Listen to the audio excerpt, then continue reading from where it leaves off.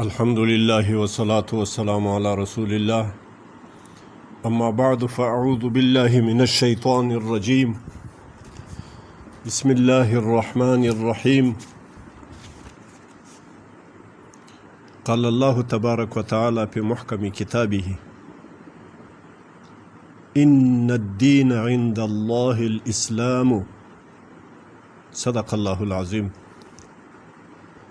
الله فرمای بشکه خوښ دین او مرضا دین الله ته د ترقی دین د الله په نسبت باندې د دنیا او د آخرت هغه دین د اسلام ده.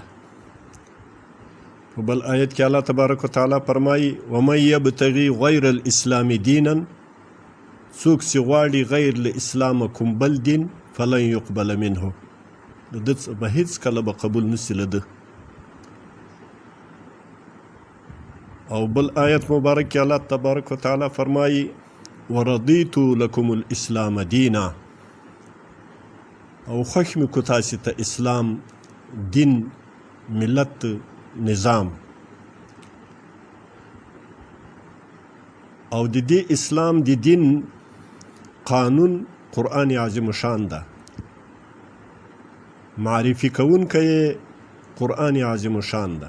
او الله تبارک وتعالی فرمایي: ان هذا القرآن، بشک دغه قرآن، یهدی للتی هی اقوم، دا هدایت کوي، لارښوونه کوي هغې لارې ته چې هغه د دنیا او د آخرت په لحاظ باندې کامیابي او محکموالی کې موجود ده. که څوک په دې دین باندې او په دې کتاب باندې تمسک وکړي، منګولې ولګوي، هم به په دنیا کې سرلوړی عزتمن وي، هم به په آخرت کې کامیاب او بهرمن وي. دما خوږو ورونو، دا خبره تر دې کوم چې د اسلام دین داسې یو دین ده چې هغه ټولو منافعو، که هغه د دنیا منافع دي که د آخرت منافع دي، هغو ته شامل ده. په دې وروسته ورځو کې د یو عالم و شیخ په نامو باندې چې حنفي لقب هم له ځانه په ځان پورې تړلی، هغه استدلال کړی ده په یو عام مجلس کې په یو مسئولانه انداز سره چې تعلیم دا مستحب ده، بلکې وایي تعلیم مباح ده او په اللهم سره مستحب ده. او په دې کې نورو ته په دې خپل حلیه او برګو سترګو سره خلقو ته داسې ورښیي چې ګویا تاسې دا یو علمي بحث ده، که ښه دقیق نسئ پوهیږئ هم نه، نو د علم په رڼا کې دا خبره تاسې واروئ. در حقیقت چې داسې عالمان په نامه دا د څو سوو کلو مخکې د یهودو، نصاراو او د اسلام په امت کې د منافقینو په دسیسه باندې غولیدلي او په هغې دسیسې په لار باندې روان دي. په سوونو کلو مخکې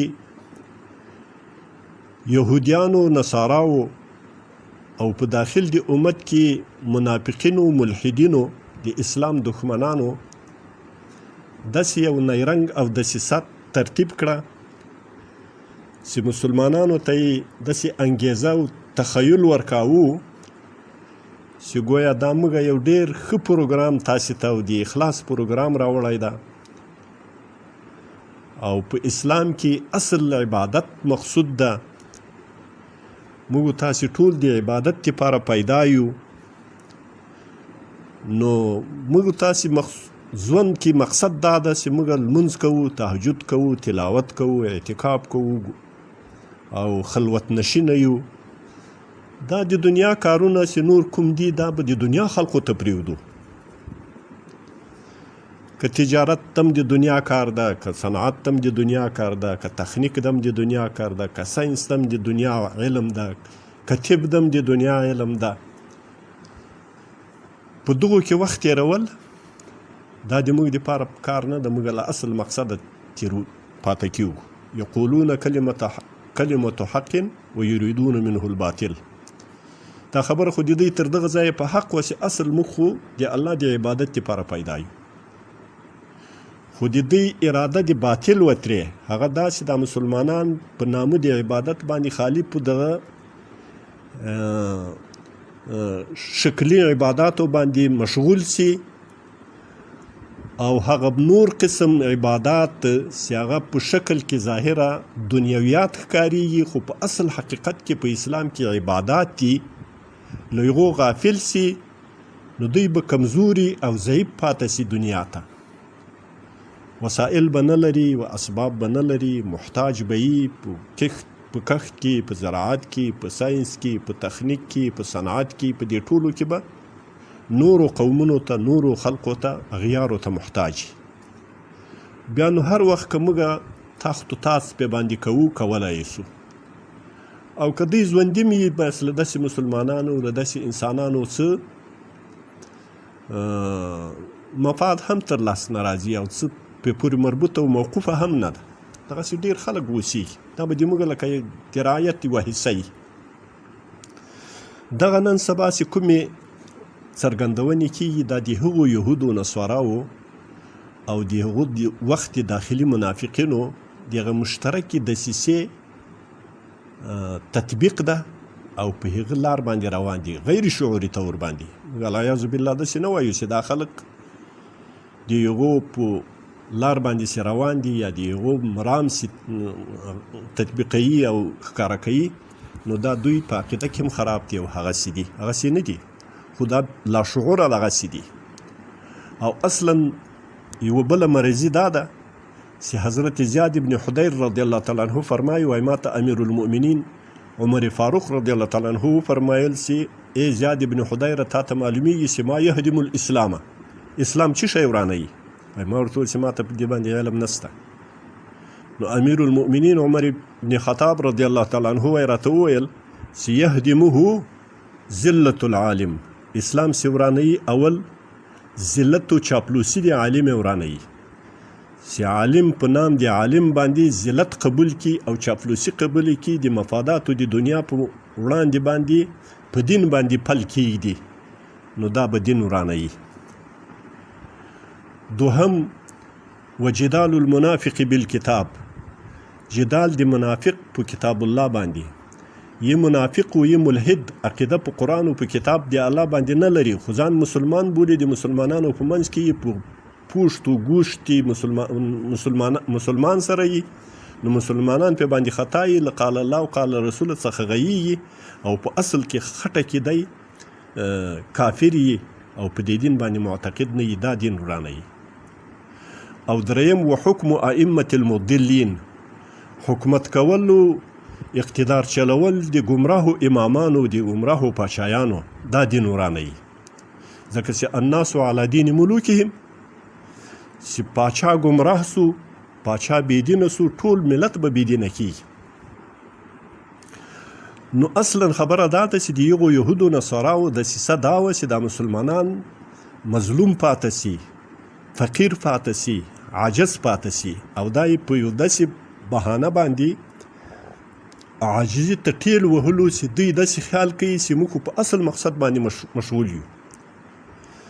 خو که په حقیقت کې ورته وګورو، د موږ په قرآن عظیم شان کې، د موږ په احادیثو کې، د موږ په فقه کې، او بالاخص حنفي فقه کې چې موږ ورته متوجه سو، نو دغسې جنابان چې څرګندونې کوي چې دغه علوم مباحه علوم دي او دنیوي علوم دي، دا د متوجه سي، دا د ما خبرو ته د لیږ متوجه سي، چې دوی فقط عبادات دینی علوم بولی او معاملات و ساینس و طب و تکنالوژي او دنیوي دا کوم معاصر علوم سي دي، دا د دین برخه نه بولی، نو دوی د دې خبرې ته متوجه سي چې آیا په قرآن عظیم شان کې دغه علوم ستا ذکر دغه علومو د دغه معلوماتو راغلی ده که نه ده راغلی؟ آیا په قرآن عظیم شان کې له غرونو، له لمر او له سپوږمۍ او له بارانونو، له مځکې او له زراعت او له فصل او له کښت او له باغونو ذکر سوی ده، یادونه یې سوې ده که نه ده سوې؟ دا قرآن عظیم شان چې کوم شی یادوي دا قرآني شی دی که دنیوي و مباح شی دی؟ آیا په قرآن کې داسې فضله و مباح شیان راغلي دي چې هغه هیڅ مطلوب نه دي مسلمان ته؟ په قرآن عظیم شان کې چې حکم ده او امر ده او دغه اصولینو دغه فقها او دغه حنفیان ټول په دې باندې پوهیږي چې امر مطلق ذکر سي لپاره د وجوب ده مګر قرینه صارفه موجوده سي. نو آیا دغه امر چې په قرآن کې راغلی سي واعدوا لهم ما استطعتم من قوه، تاسې تیار کړئ د دفع د شر د شریرانو، د ظلم د ظالمانو، د کفر د کافرانو، د یرغل د یرغلګرانو دپاره له هر قسم طاقته له اسه نیولې تر اتومه پورې دا ټول وسایل د جنګ و د حرب و د اسباب تاسې تیار کړئ. آیا دغه چې په معرف القرآن کې مفتي محمد شفیع صاحب لیکلي په صراحت سره لیکلي دي چې دغه اسباب د آلات د جنګ و د حرب تیارول دا فرض دي په مسلمانانو باندې، او عام ټول جمهور علما په دې باندې وایي چې دا فرض دی او دوه قسمه فرض دي. د اولاتو د امورو دپاره دا فرض عین ده او د رعایاو دپاره فرض کفایي ده. ولاتو د امورو ته ځکه فرض عین ده چې دوی په همدغه موقف کې دي چې دوی پوهنتون جوړ کړي، دوی کارخانې جوړې کړي، دوی د وسایلو د ایجاد دپاره د وسایلو د صنعت دپاره دوی عملي کار وکړي، په دغه موقف کې دي او رعایت چون په دې موقف کې نه ده. نو که دا اولاد د امورو دا کار پرېښو رعایت هم پې ګناهګار ده، لکه لمونځ د جنازې چې له چا پاته سو نو ټول امت پې باندې ګناهګار ده. هغه کسان چې ورته رسېدګي ممکنه وه هغه ټول پې باندې ګناهګارېږي. دا ځکه ګناهګارېږي دا وجه د فرضیت یې همدغه ده چې دغه رعایت چې د پیازو د ټماټرو د ګراني په وجه باندې مظاهرې کوي او سړکونو ته راوځي د دغه عظیم امر په پاته کېدا باندې چې له اولاتو د امورو پاته ده چې دوی ټینګ نسي جوړولی، توپک نسي جوړولی، خنجر نسي جوړولی، توره نسي جوړولی، تیاره نسي جوړولی، اتوم نسي جوړولی، او د مسلمانانو په وغو باندې سپاره دي له دو چې دا مطالبه وکړي چې تاسې دغه اهم شی ولې پرېښئ. هغه اهم شی چې حفاظت د اسلام تر دغو پورې موقوفه ده، بقا د اسلامي نظام تر دغه پورې بنده ده، د اسلامي بیزې د اسلامي خطې حفاظت تر همدغه وسایلو پورې موقوف ده او بنده. دا تاسې ولې دې څخه غافل یاست؟ د دې مطالبه به دوی له خپل دور حکومت څخه کوي. په دې وجه باندې په یغو باندې فرض ده. نو دغه حکم چې واعدوا لهم ما استطعتم، دغه حنفیان صاحبان دي متوجه سي دي ته چې دا لوی لوی نومونه په ځانو پورې تړلي دي. شیخ حنفي دا په ځان پورې تړلی واعدوا صیغه دا د استحباب دپاره ده، د خدای په خاطر ورته متوجه سه. دا د ساینس د علم ثبوت کوي په واعدوا لهم ما استطعتم سره، ځکه اعداد د وسایلو اتوم جوړول، میزایل جوړول، هوایي جهازونه جوړول په اعتکاف کې نشي کېدلی، دا په تهجد باندې نشي کېدلی، دا علاحده عبادت ده، دا هم جز د دین ده، دا هم برخه د دین ده. او له بلې خوا تاسې د خپل فقې ته راسئ. ای حنفیانو تاسې د خپل حنفي فقې ته وګورئ چې دا متون د حنفي فقې، فتاواوې د حنفي فقې او کتابونه د حنفي فقو ترتیب څه ډول ده، کوم فنون و کوم علوم په دغه حنفي فقه کې جای دي. صرف عبادات دي، دا نور شیان چې کوم کې ذکر سوي دي دا مباح علوم دي، هغه بهتر کټ کو. مثلا موږ هدایه لرو اول جز دیغه عبادت ته، عبادات دي، صلات طرف ته. دوم جز دیغه معاشرتی علوم دي، چې نکاح ده، ایمان دي، دا معاشرتی دي، معاشرت علوم دي. اجتماعي علوم دي، دغه اجتماعي علوم معاشرتی علوم فرض دي که نه دي فرض په مسلمان باندې؟ دا د دین جز ده که نه ده؟ دا د فقه جز ده که نه ده؟ ورسره د کتاب سیر ده، کتاب بغات ده، کتاب مرتدین ده، حدود دي، دا ذکر سوي دي. دغه سیاسي علوم دي پکې، دغه سیاسي علوم برخه او جز دي دغه دین دي که نه دي؟ ورسره ذکر سوي پکې په ډېر تفصیل سره معاملات ذکر سوي دي، زراعت کې ذکر ده، مساقات کې ذکر ده، مزارعات کې ذکر ده، مزاربت کې ذکر ده، تجارت کې ذکر ده، بیوع کې ذکر دي، فاسد او صحیح کې ذکر دي، دا ټول کې ذکر سوي دي. آیا دا تیر پرېکو؟ دا قطع کو؟ دا د دین برخه نه ده؟ دا مباح علوم دي، دا تیر پرېږدو؟ خو دا خو معاملات دي که نه؟ دغه اقتصاد خو همدغه هدایه ده که نه؟ د شاته بیع طرف او شبهه طرف هدایه دغه د اقتصاد پند ده، د اقتصاد متن ده. او همدارنګه تاسې متوجه سئ دې ته چې په دغه صنعت په باره کې فقه حنفي څومره اهتمام په بارې د صنعت کې کړی دی. استثناء و اصطلاح د موږ همدغه فقها علما که چېرته واقعي حنفیان یې دا بیا که عالمان یې که شیخان یې دا بیا پوهېږي په دې باندې چې استثناء چې ده باید معدوم ده، باید معدوم په عمومي قواعدو د فقه کې حرامه ده، ناروا ده. لکن د صنعتو د استثناء په صورت کې دا روا ده، د معدوم شي بیه ده. کارخانهدار ته اډر ورکوي دومره موټر یې راته جوړ کړه، دومره ټانګونه راته جوړ کړه، دومره تیارې راته جوړ کړه، تر مخ دومره ټپۍ ورکوي، پیسې ورته انتقالوي. دا روا دي که ناروا دي؟ دا په کوم قانون د فقه باندې روا دي؟ په کوم قانون د شریعت کې روا دي؟ دا د استثناء په قانون باندې روا دي. آیا دا د استثناء اصطلاح، دا د استثناء مسائل، د سلم مسائل، دا د فقه او د دین جز نه دي؟ طب د دین جز نه ده؟ د موږ د احادیثو په کتابو کې د دې دپاره باب د طب او د رقا نسته؟ امام شافعي رحمت الله علیه نه وایي چې العلم علمان، علم الابدان و علم الادیان. او دغه حنفي صاحب دا په حدیث باندې حواله کوي چې دا پیغمبر علیه السلام ویلي دي. دومره پوهېږي چې دا پیغمبر علیه السلام ویلي دي. زه خو وایم چې امام شافعي صاحب ویلي دي، پیغمبر علیه السلام نه دي ویلي، بیا یې هم په دومره جدیت باندې منم. د امام شافعي صاحب خبره په دومره جدیت سره منم چې امام شافعي صاحب مبارک فرمایي چې العلم علمان، علوم اصلا دوه قسمه دي، یو علوم د ابدانو دي، یو علوم د ادیانو دي. ځینې طلبا پوښتنه تېر کوي چې د علم ابدان یې ولې مخته کو؟ وایي ځکه اول صحت بدن ده، که صحت بدن نه وي، انسان صحت ونه لري، عافیت ونه لري، علم دین هم نشي حاصلولی. نو هغه مقدمه ده ورته، هغه موقوفا علیه ده ورته. او دا جناب خو حدیث لا بولي، دومره پورته ورته خیږي. نو چې حدیث هم بولي چې علم ابدان په حدیث کې نبی علیه صلات وسلام تا ته د تا په گفته باندې نبی علیه السلام فرمایلی دي چې علم ابدان هم، علم طب هم دا علم ده او اهم علم ده، له دین سره برابر علم ده. نو بیا یې څرنګه دنیوي علم بولي، بیا یې څرنګه مباح علم بولي؟ د خدای په خاطر باندې په دې امت باندې رحم وکړي، په مسلمانانو باندې رحم وکړي، د دین مطالعه وکړي، د انبیاء علیهم السلام اشغال مطالعه کوي. انبیاء علیهم السلام حضرت موسی علیه السلام، حضرت شعیب علیه السلام، حضرت ابراهیم علیه السلام، حضرت محمد رسول الله صلی الله علیه وسلم شپنی کړی ده، تجارت یې کړی ده. حضرت آدم علیه السلام زراعت کړی ده، حیاکت یې کړی ده. حضرت ادریس علیه السلام خیاطي کړی ده، وسائل د خیاطي کشف کړي دي، جوړ کړي دي.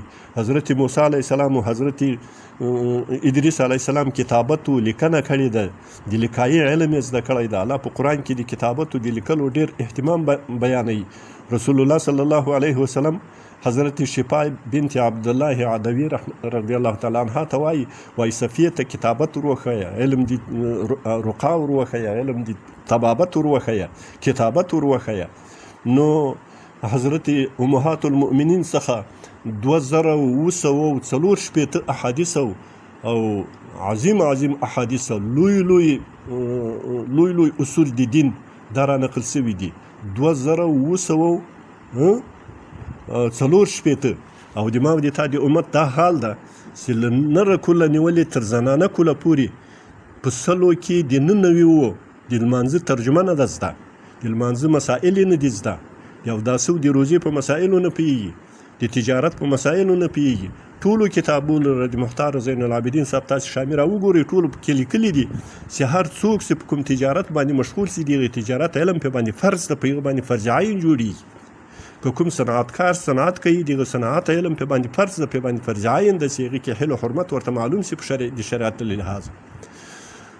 نو ورونو د خدای په خاطر باندې ورته متوجه سئ، له دینه سره ټوکې ملنډې مه وهئ او له دینه سره په داسې انداز باندې مه چلیږئ. هغسې دوی وایي چې دا مباح ده او د امیر امر ده، هغه امیر په داسې شي کې امر مباح ده چې د هغه تر فایدې ضرر زیات وي، لکه د بنګو بوټي کرل یا د چرسو بوټي کرل یا د انګورو بوټي کرل. په هغې کې فرض که یو امیر امر وکړو چې د دې تر مفاداتو، تر ګټو، تر فایدو ضررونه زیات دي، د دې کې مخدر شیانو، مضر شیانو، مسکر شیانو، خمر شیانو د دې څخه جوړېږي، دا شی مه کوئ. نو په هغې کې که د امیر امر واجب ده، واجب التعمیل ده، او امیر به داسې امیر نه وي چې هغه په دې کې امر کوي چې د خدای د قرآني علوم مه زده کوئ، دا دنیوي علوم دي له دې چې تاسې محروم پاته سئ ټوله طبقه محروم پاته سئ عالم امیر د مسلمانانو داسې امر هیڅ چېرته هم شاته نه کوي او په دې باره کې دا په زور په امیر پورې مه تړئ الله تبارک وتعالی دې موږ تاسو ته ټول شنوا غوږونه او بنا سترګې را نصیب کړي. اقول قولي هذا استغفر الله. د نړۍ هر غافل په اذان ویښوم زه بلال خوب ولی جهان ویښوم زه بلال خوب ولی جهان ویښوم